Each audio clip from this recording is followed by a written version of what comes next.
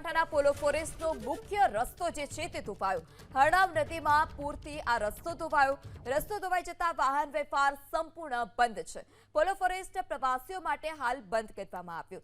તો સાબરકાંઠાનું પોલો ફોરેસ્ટ કે જે ચોમાસામાં હંમેશા પ્રવાસીઓની પહેલી પસંદ રહેતું હોય છે, પ્રકૃતિ કે જ્યાં સોળે કળાએ ખીલી ઉઠતી હોય છે, અને આ તમામ વચ્ચે જે પોલો ફોરેસ્ટનો મુખ્ય રસ્તો છે તે ધોવાઈ જતા પ્રવાસીઓ માટે હાલ રોક લગાવવામાં આવી છે. રસ્તો ધોવાઈ જતા વાહન વ્યવહાર પણ સંપૂર્ણ બંધ છે.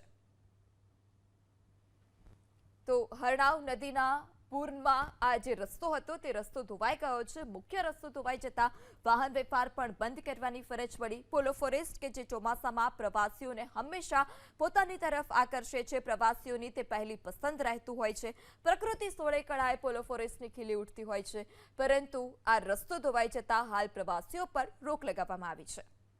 સાબરકાંઠાના પોલો ફોરેસ્ટનો મુખ્ય રસ્તો જે છે તે ધોવાયો. હરણાવ નદીમાં પૂરથી આ રસ્તો ધોવાયો.